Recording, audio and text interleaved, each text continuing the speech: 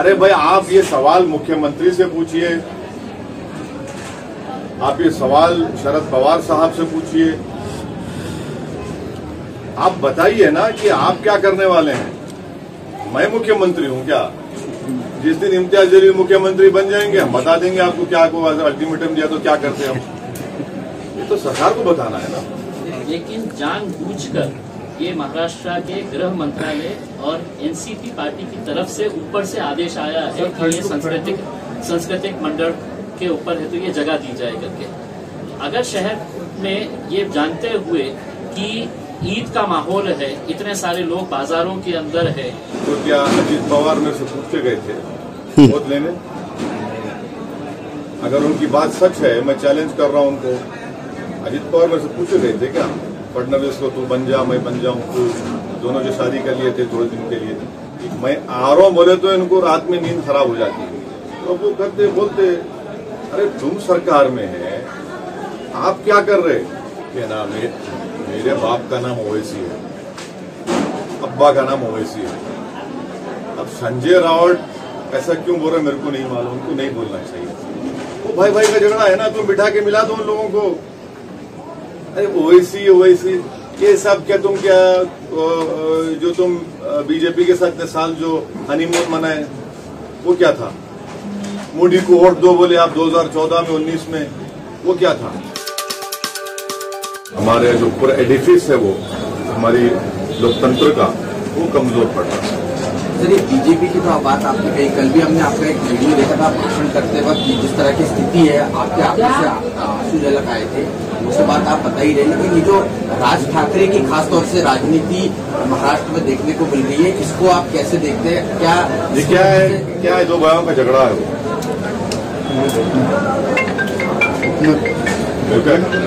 हमारा बोलना इतना है कि लॉ एंड ऑर्डर खराब नहीं होनी चाहिए।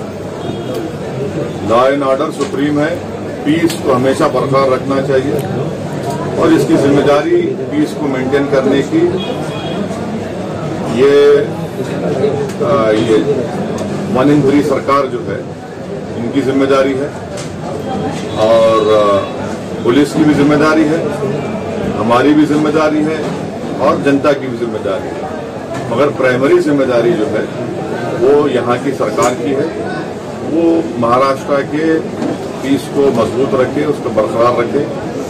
ये इनको हम नहीं कहना चाहिए। लेकिन यहाँ पे 144 धारा लगाई कुछ दिन पहले औरंगाबाद में, और उसके बाद इस तरह की राजनीतिक रैली को इजाजत दी जाती है। दोहरे मापदंड पुलिस प्रशासन या सरकार के आपको लग रहा है? एक तरफ कहा जाता है कि दंगे भड़क जाएंगे और दूसरी तरफ उस तरह की रैली की इजाजत दी जाती है। आप बोलिए तो आपका लोकल बेसिकली हम तो यही मानते हैं कि शहर के बीचों बीच जो रैली की परमिशन दी गई है, हमको कोई ऑब्जेक्शन नहीं था अगर किसी दूसरी जगह के ऊपर बहुत सारे सुझाव आए थे। लेकिन जानबूझकर ये महाराष्ट्र के गृह मंत्रालय और एनसीपी पार्टी की तरफ से ऊपर से आदेश आया है कि ये सांस्कृतिक मंडल के ऊपर है तो ये जगह दी जाए करके। अगर शहर में ये जानते हुए कि ईद का माहौल है, इतने सारे लोग बाजारों के अंदर है, बच्चे हैं, औरतें हैं, सब बाजार के अंदर है, अक्षय मतलब सारे त्योहार का जो है 2 साल के बाद है तो लोग है तो मार्केट के अंदर आए हैं, दुकानदार जो है वो पूरा अपना सामान भर के रखे हुए हैं। और ऐसे माहौल के अंदर उन्होंने यहाँ पर परमिशन देना, कहीं ना कहीं ये एक ऐसी एक चाल चली जा रही है जिसके अंदर उन्हें कोई फर्क नहीं पड़ता है कि शहर का माहौल खराब हो, जिले का माहौल खराब हो, हमने परमिशन दे दी है तो आओ भाषण दो और आपको क्या करना चाहिए। नहीं, लेकिन आपको लगता क्यों है कि माहौल खराब होगा राज ठाकरे के स्पीच के बाद में? क्या ऐसे मुद्दे उठाएंगे वो कि जो माहौल खराब हो जाएगा? नहीं, देखिए ऐसा नहीं। सरकार की जिम्मेदारी है कि वो ना सिर्फ औरंगाबाद महाराष्ट्र प्रदेश में वो पीस को बरकरार रखे, वो उनकी जिम्मेदारी है। उनके परमिशन देना नहीं देना वो उनका प्रेरोगेटिव, हमारा नहीं है। उनको इस जिम्मेदारी को निभाने की जरूरत है। नहीं, लेकिन आप जिस प्रकार बार बार आपके बोलने में महाराष्ट्र सरकार का जिक्र आ रहा है, लेकिन महाराष्ट्र सरकार क्या आपको लगता है कि राज ठाकरे ने उनकी जो बड़ा रैली थी उसमें भी लाउड स्पीकर के बारे में जाहिर तौर पर बात की, जिससे 2 घंटों में हिंसा हो सकती है, साथ ही साथ उत्तर सभा करके थाना में गई थी उसमें भी ली है, तो आपको फिर भी महाराष्ट्र सरकार से उम्मीद लग रही है क्या इस मामले में? तो आपको लगता है उसी वक्त एक्शन लेनी चाहिए थी, ऐसा लगता है, आप मांग करना चाहोगे? हमारा मानना ये है और हमारा डिमांड ये है कि आप अगर किसी को परमिशन देते हैं तो आपको ये देखना जरूरी है कि जहां भी आप परमिशन दे रहे हैं वहां पर लॉ एंड ऑर्डर मेंटेन रहे, कोई ब्रीच ऑफ पीस ना हो। ये उनकी जिम्मेदारी है और हम उम्मीद करते हैं कि वो जिम्मेदारी को निभाएंगे। सर, इसमें एक बात देखी गई है कि भाजपा का हिंदुत्व खराब बताने के लिए उनको मुसलमानों पर अटैक करना पड़ा। फिर से बोलिए। भाजपा को उनका हिंदुत्व सही है बताने के लिए उनको मुस्लिम पे अटैक करना पड़ा। फिर बाद में शिवसेना आई, उन्होंने वही नीति दोहराई। अभी मन से भी आकर वही करिए। कल जलील साहब से मैंने यही सवाल पूछा था तो उन्होंने बताया कि किसी को अपना हिंदुत्व अगर बताना सही है तो मुस्लिम कम्युनिटी को पंचिंग बैग बनना पड़ेगा। नहीं, किसी माइका लाल में हिम्मत नहीं है कि हमारे पंचिंग बैग बना सकते। सुनिए आप, लेकिन तीनों ने भी सुनिए, हम पंचिंग बैग नहीं है, हम इंसान हैं, भारत के नागरिक हैं। अगर कोई समझ रहा है कि पंचिंग बैग है तो ये गलत समझ रहे हो। हमारा मानना ये है कि देश की जो पॉलिटिक्स हो रही है उसमें पूरी कोशिश ये हो रही है कि सबसे बड़ा हिंदुत्व की आइडियोलॉजी पर कौन मानने वाला है। तो उसमें कांग्रेस भी रेस में है, भाजपा है, शिवसेना है, आप पार्टी है, एनसीपी है, समाजवादी पार्टी है। सब ये दिखाना चाह रहे हैं कि हिंदुत्व आइडियोलॉजी में हम सबसे आगे हैं। तो वो कंपटीशन हो रहा है, उसका वो हो रहा है। सर, एक महाराष्ट्र में एक वाकया हुआ जिसमें नवनीत राणा और जो निर्दलीय सांसद है आपके साथ ही पार्लियामेंट में काम करते हैं उन्होंने सेडिशन का चार्ज लगा दिया। केवल इतना मेरा समझ गया सवाल। सबसे पहली बात तो ये है, अगर मैं और इम्तियाज जलील साहब ये बोल देंगे कि मैं देश के प्रधानमंत्री के घर के सामने जाकर सूरह यासीन पढ़ूंगा, माने कुरान में चैप्टर है, आप क्या बोलेंगे? बोले हम कॉल करेंगे। आप तो rapid action force, CRPF, BSF लगा के गोली चला देंगे, है ना? वो तो ठीक नहीं है। दूसरी बात ये कि सेडेशन चार्ज लगाना as a student of law, वो चार्ज वो सुप्रीम कोर्ट में बता चुकी है कि उसमें it has to be followed by violence, और वो बहुत ही सुप्रीम कोर्ट खुद हटाने वाला है उसको, हटा के हियरिंग करने वाला है उसके बारे में। तो सेडेशन चार्ज लगाना मेरे ख्याल से ये लगा दो, डाल दो अंदर, वैसा नहीं। तो सेडेशन के बारे में मेरा मानना है कि सुप्रीम कोर्ट जो उसको अभी देख रहा है वो बिल्कुल सही देख रहा है सुप्रीम कोर्ट। मगर उनका ये कॉल करना, मेरे को कोई ना उनसे मोहब्बत है पॉलिटिकली, ना जिसके घर पे जा रहे थे उनसे मेरे को पॉलिटिकली मोहब्बत है। मगर अगर हर कोई ये बोलेगा कि नहीं मैं अपने इम्तियाज जलील घर के सामने मैं करूंगा, तो मेरे घर के सामने क्यों आएंगे भैया? आप तो बॉम्बे हाईकोर्ट ने भी जो ऑब्जर्वेशन किया है कि आप एक इलेक्टेड रिप्रेजेंटेटिव हैं, आपकी भी जिम्मेदारी है। आप प्रोटेस्ट करिए, प्रोटेस्ट करने से किसको कौन रोकते हैं आपको? अगर हम और मगर इम्तियाज जलील आप एक कॉल कर देंगे कि जितने बीजेपी के नेताओं के घर है हम जाके वहां कुरान पढ़ेंगे, तो रीजनेबल नहीं है ना ये। तो आप भी उसको देख के करिए। सेडिशन का चार्ज लगा देना। मैं कोई प्रैक्टिसिंग लॉयर नहीं हूँ, ना मैं कोई लीगल ईगल हूँ। वो तो मगर छोटा मोटा जो लॉ मेरे को मालूम, सेडेशन चार्ज लगाने से प्रूव नहीं होता, क्योंकि मुझ पर भी चंद्रबाबू नायडू 1996 में और 98 में मेरे को सेडेशन लगाए थे, प्रूव ही नहीं कर सकते सिवाय इसके कि दगा दिए पेपर में, मीडिया में आप लोग को साथ देते हैं। बट सुप्रीम कोर्ट राइटफुली उसको अभी एग्जामिन कर रहा है। सर, महाराष्ट्र के एनसीपी प्रदेशाध्यक्ष जयंत पाटिल उन्होंने कुछ दिनों पहले मीडिया में एक बयान दिया था कि जो माहौल महाराष्ट्र में चल रहा है, इस माहौल में अभी ओवैसी की एंट्री होगी और ये माहौल खराब करने की साजिश चल रही है राज ठाकरे, ओवैसी हो या तमाम पार्टियों की? ऐसा है ना, अब उनको ख्वाब में भी मैं आ रहा हूं तो मैं क्या करूं। अब वो पहले बता दे कि बीजेपी में कब जाने वाले हो। तो क्या अजीत पवार मेरे से पूछते गए थे वोट लेने? अगर उनकी बात सच है, मैं चैलेंज कर रहा हूं उनको। अजीत पवार मेरे से पूछे गए थे क्या फडणवीस को तू बन जा मैं बन जाऊं, तू दोनों जो शादी कर लिए थे थोड़े दिन के लिए, एक दिन के लिए था, कुछ घंटे के लिए, मैरिज ऑफ कन्वीनियंस भी नहीं था वो। मेरे से पूछे गए थे दोनों। ऐसा हो गया माहौल कि अगर मैं आ रहा हूं बोले तो इनको रात में नींद खराब हो जाती है। और वो करते बोलते अरे तुम सरकार में है, आप क्या कर रहे? आप सरकार में, आप अपनी जिम्मेदारी निभाओ ना। ओवैसी जी, संजय राउत जब राज ठाकरे की आलोचना करते हैं, उनका कहना है कि राज ठाकरे ये हिंदू ओवैसी है। इस बात को आप किस तरह से देखते हैं? देखिए अब देखिए ना, मेरे बाप का नाम ओवैसी है, अब्बा का नाम ओवैसी है। अब संजय राउत ऐसा क्यों बोल रहे मेरे को नहीं मालूम। उनको नहीं बोलना चाहिए, उनको ऐसा नहीं बोलना चाहिए सर। ऐसा नहीं बोलना चाहिए सर ऐसा है ना, संजय राउत तो उस घराने से ताल्लुक है उनका, वो जिम्मेदार आदमी है। अब संजय राउत अगर अपने लीडर के घर का फ्रस्ट्रेशन मेरे पे क्यों निकालते? मेरे को उससे क्या करना है? वो भाई भाई का झगड़ा है ना, तुम बिठा के मिला दो उन लोगों को। अरे ओवैसी ये सब क्या तुम क्या जो तुम बीजेपी के साथ इतने साल जो हनीमून मनाए वो क्या था?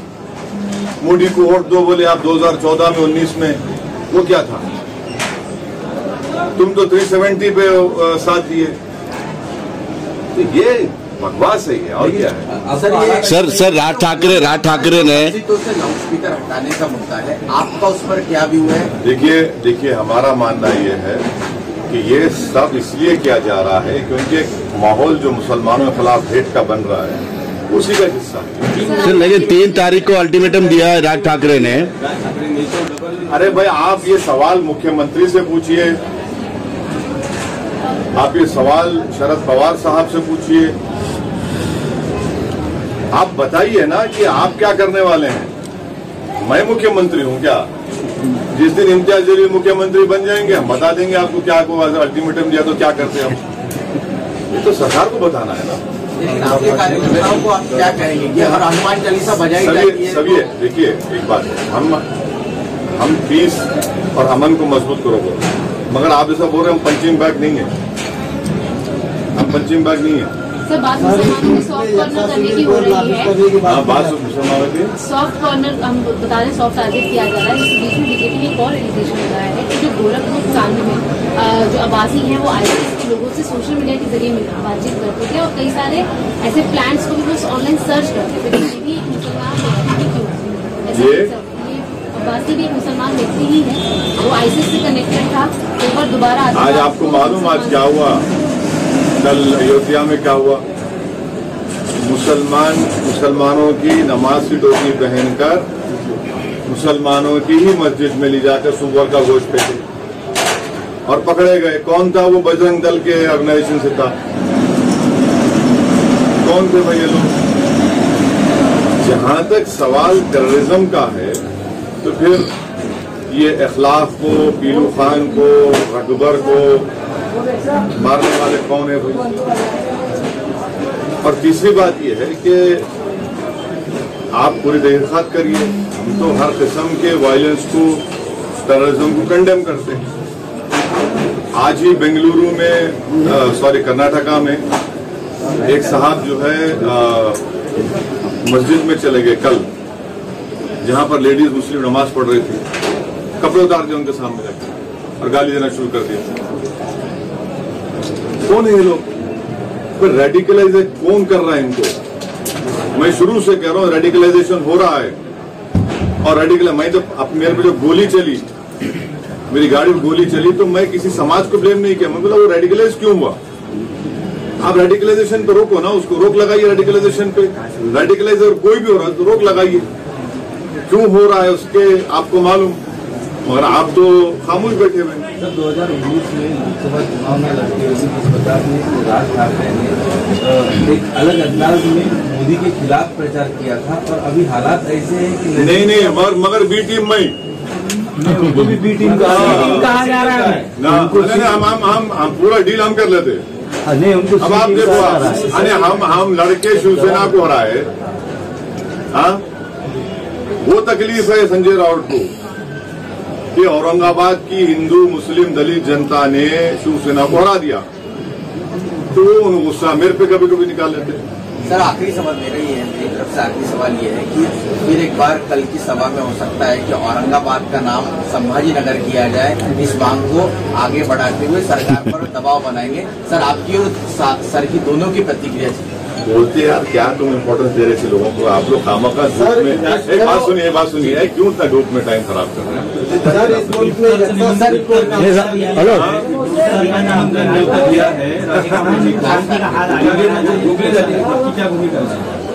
अब वो दावत दे चुके हैं, वो दावत मेजबान आप है, पूछिए मेजबान से। लेकिन वो शादी को गए दूसरे, लेकिन ये दावत उन्होंने ली नहीं। दूसरे शादी को गए लेकिन इनकी दावत ली नहीं उन्होंने।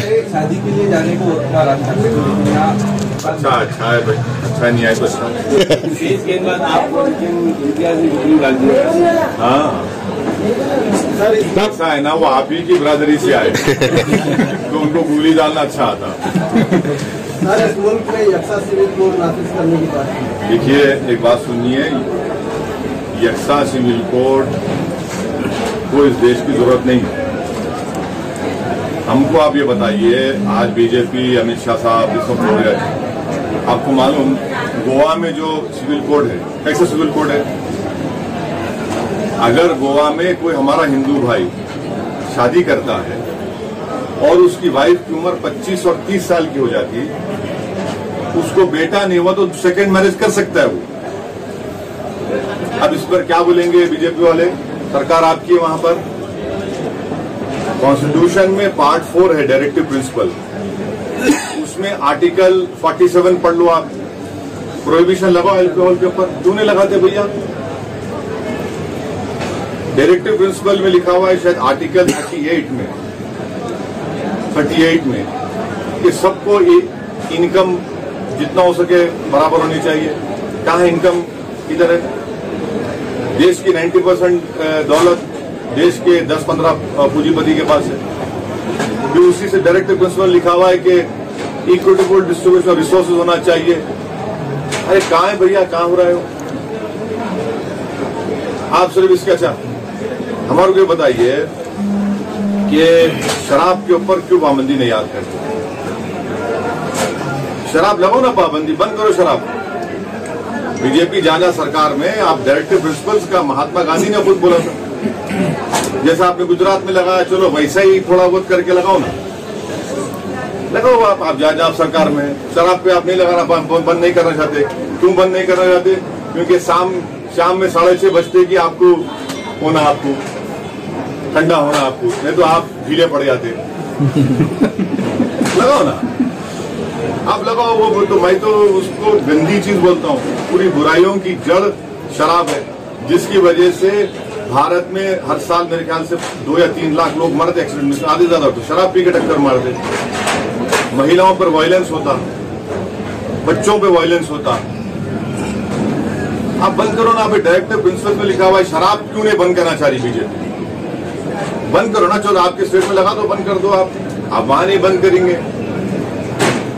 तो यूनिफॉर्म एंड कॉमन कोड में जमीन आसमान का फर्क है कि दयाभागा स्कूल ऑफ थॉट रहेगा, मिताक्षर स्कूल ऑफ थॉट रहेगा, बताओ मत। और हिंदू अनडिवाइडेड फैमिली में टैक्स रिबेट मुसलमानों को, सिख को, क्रिश्चियन को क्यों नहीं मिलता भाई? ये राइट टू इक्वालिटी का वायलेशन नहीं है।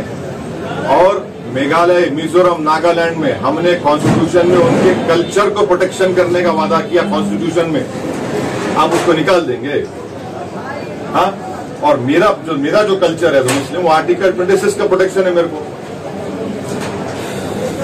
इकोनॉमी बैठ गई, कोयला निकालने के लिए आपको पैसेंजर ट्रेन को कैंसिल करना पड़ रहा, आपको अनएम्प्लॉयमेंट बढ़ रहा, महंगाई बढ़ रही, पर आपको फिक्र है यूनिफॉर्म सिविल कोड की, हम इसके खिलाफ है और लॉ कमीशन खुद ये कह दिया कि भारत में यूनिफॉर्म सिविल कोड की जरूरत नहीं।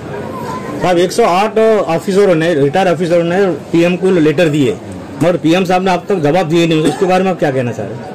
पीएम साहब प्रेस कॉन्फ्रेंस ही नहीं कर रहे 7 साल में, खाली अपने चहितों को बुला के 1-to-1 कर लेते भी जाए। तो लेटर का जवाब दिए नहीं ना अब तक उन्होंने। हाँ? लेटर का जवाब दिए नहीं अभी तक उन्होंने। हाँ क्या देंगे, तुम कहाँ जवाब? मुल्क में अक़लियतों पर मज़ालिम बढ़ रहे हैं, उन्होंने अक़वामी सतह पर मुल्क को हज़ीमत उठाना पड़ रही है। ये तो सोचना है ना, तो मुल्क के बरसर इक़्तिदार जमात जो है बीजेपी, उनको सोचना है। वो तो मुसलमानों पे ऐलान जंग कर चुके हैं। सर के काफी सवालों का 3 तारीख को का वक्त आ रहा है और जिस तरह से हम जिक्र कर रहे थे लॉ एंड ऑर्डर का, कि राज ठाकरे द्वारा धमकी भी दी गई है, तो क्या कह सकते हैं कि सरकार ने रेगुलेशंस तो दी हैं, लेकिन ये साफ कहते हैं कि आप पहले कुछ कर देंगे उसके बाद हम एक्शन लेंगे, तो क्या सरकार इंतजार कर रही है? हम यही बोल रहे हैं सरकार को, आप परमिशन दिए, आपकी जिम्मेदारी है कि महाराष्ट्र में पीस होना चाहिए, आपकी जिम्मेदारी है, आप जिस जिम्मेदारी को निभाइए आप। हम भी यही चाहते हैं कि महाराष्ट्र में अमन रहे और इंशाल्लाह अमन रहेगा। अगर कोई धमकी दे रहा है, कोई ये बोल रहा है, तो फिर भाई सरकार बड़ी है या क्या बड़ी है, बताइए ना। अध्यक्ष सर ने पिछले महीने में एक प्रपोजल दिया था महाविकास आघाड़ी सरकार को कि उन्हें महाविकास आघाड़ी सरकार में ज्वाइन किया जाए, उस 3 पहिया गाड़ी को एक 4था पहिया MIM का लगाया जाए। उन्होंने बोल दिए, उधर से क्या हुआ फिर? आपको लेकर के सिद्धार्थ को मिलने जाने वाले, अब तक देण्यासाठी MIM सभा घेणार, आपको मिलने को जाने वाले, मिलने को उत्तर देण्यासाठी MIM सभा घेणार। क्या बोलेंगे वो? हमारे नाम से नफरत करते हुए, हमारा नाम सुन के वो लोगों को पेट में दर्द शुरू हो जाता। हमारे एक्सपोज तो हो गए ना। आप असेंबली चुनाव में कांग्रेस और राष्ट्रवादी कांग्रेस हर सभा में महाराष्ट्र के मुसलमानों जाके बोलते थे कि ओवैसी को वोट मत दो, भाजपा शिवसेना को रोकना है। और जैसा चुनाव हुआ, आप शिवसेना से शादी कर लिए। और मुसलमान क्या करना, हमारा मुसलमान को धोखा दिया आप। सुनिए सुनिए सुनिए, महाराष्ट्र के मुसलमानों को आपने धोखा दिया ना। आपने कहा कि भाजपा शिवसेना को वोट मत दो और ओवैसी को वोट मत दो, और आप जो चुनाव हो गए, आप दोनों मिलकर शादी कर लिए, तीनों मिलकर बोल के। तो ये इनका धोखा दिए जनता को, जो सेकुलरिज्म के नाम पे वोट दिया।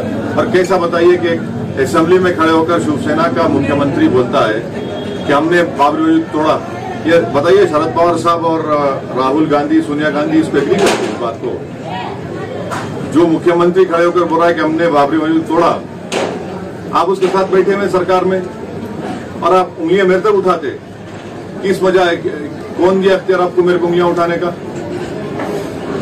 आप ही तो बैठे हुए ना साथ में, सत्ता में बैठकर गुलाब जामुन खा रहे। अब सत्ता में आए तो सब भूल जाते। अब कल कोई इसमें से पार्लियामेंट चुनाव से पहले कोई कूद गया बीजेपी की तरफ, सेकुलरिज्म जिंदाबाद। तो कोई कूद सकता है क्या? हाँ? कूद सकता है कोई? कितने कूदेंगे देखो तुम, ये नोट करके रख लो तुम। जब होगा तुम आना तो मैं तुमको बोलूंगा। सर एक सवाल ऐसा है कि राज ठाकरे की रैली के बाद में बहुत सारे पार्टी, जब रैली की सिलसिला शुरू होगा, उद्धव ठाकरे भी रैली ले रहे हैं मुंबई औरंगाबाद में, तो क्या MIM भी एक रैली करेगी? वैसे भी मुंबई की रैली पेंडिंग है आपकी। नहीं करेंगे, क्यों नहीं करेंगे? करेंगे, एक नहीं कई जगह करेंगे जवाब देने के। और हमारे पास क्या है ना, हम जब रैली करते हम बुलाते नहीं, ए आ तू गाड़ी लेके आ, 5 लेके आ, 6 लेके आ, 4 लेके आ। वो दिल से आते हमारे फैन फॉलोइंग ज्यादा। तो औरंगाबाद में होगी वही मैदान में। अगर कल सुबह का परमिशन दे दो हमारे को, हम कर लेते रैली वही मैदान में। अरे कहीं पर भी दे दो, इम्तियाज जलील, डॉक्टर गफ्फार कादरी, MIM बुला, कल दे दो, हम आ जाते। हमारे को बुलाना नहीं पड़ता, उधर से तू 5, इधर से 6 लेके आइए, क्या है वो? ऐसा नहीं करते। सबकी तरफ है इशारा, सबकी तरफ है, एक की तरफ नहीं है। MIM पार्टी जो है जमीन से जुड़ी हुई है, लोग सुनने आते, देखते, तो परमिशन ले हम करेंगे। अभी ईद जान दीजिए, फेस्टिवल है, लोगों को आराम से अपनी दोनों फेस्टिवल्स को सेलिब्रेट करने दीजिए। एक रैली होगी। नहीं, एक क्यों बहुत होंगी रैली, एक क्यों कर रहे? अब माशाल्लाह से आप हमारे साथ हैं। लेकिन वहाँ होगी मराठवाड़ा सांस्कृतिक मैदान में होगी जहाँ पर राज ठाकरे उद्धव ठाकरे जब होगी, नहीं सुनिए, जब होगी आपको हम दावत देंगे, आप आइए ना। हमारे लिए आम खास है, इसमें आम खास जनता आती है उसमें। असद भाई वंचित का अपने बहुत अच्छे पढ़े लिखे वेल रेड पर्सन कहे जाते हो, मैं अच्छी नजर है। आपको क्या लगता है? बीजेपी बार बार कह रही है कि शिवसेना बहुत कमजोर होती जा रही है हिंदुत्व को लेकर। हाँ, बीजेपी कह रही है कि शिवसेना कमजोर होती है। मैं आप इसी रिलेटेड सवाल के जवाब में मैंने अभी कहा कि पूरे देश में कौन हिंदुत्व आइडियोलॉजी पे ज्यादा वफादार है, उसका कंपटीशन चल रहा है, जिसमें सब पार्टी शामिल है, सब पार्टी शामिल है, सिवाय हमारा वो टीआरएस को छोड़ कर अभी तक पूरे लगे हुए उसमें दौड़ में, सब लगे हुए भाग उसी में लगे हुए। आप देखो क्या जुमला दे रहे, क्या बोल रहे हैं लोग, क्या जबान इस्तेमाल कर रहे हैं। शिवसेना कमजोर होती जा रही है या कुछ कम? देखिए, ये मेरा काम नहीं है, आपकी नजर नहीं, मेरी नजर मेरी पार्टी पे, मेरी नजर डॉक्टर गफ्फार कादरी पे, इम्तियाज जलील पे, हमारे लोगों पे नजर है। मेरी नजर दूसरों पे रहती इसमें, मेरे को क्या करना है? मैं यही चाहता हूँ कि उनकी नजर मेरे को नहीं लगता। सर एक सवाल है आखिरी बार सर एक हेलो ये 2 साल के बाद राज ठाकरे क्यों जागे? मेरे को क्या मालूम भाई, मेरे को नहीं मालूम हुआ है। वो दखन की एक कहावत है, कभी कोई बासी घड़ी मुंह वाला। सर आखिरी सवाल सर, किस तरह के हालात जा रहे हैं देश के, क्या आपको लगता है कि देश हिंदुत्व तरफ जा रहा है? वही तो बोला ना, वही तो बोला, वही तो चले ना।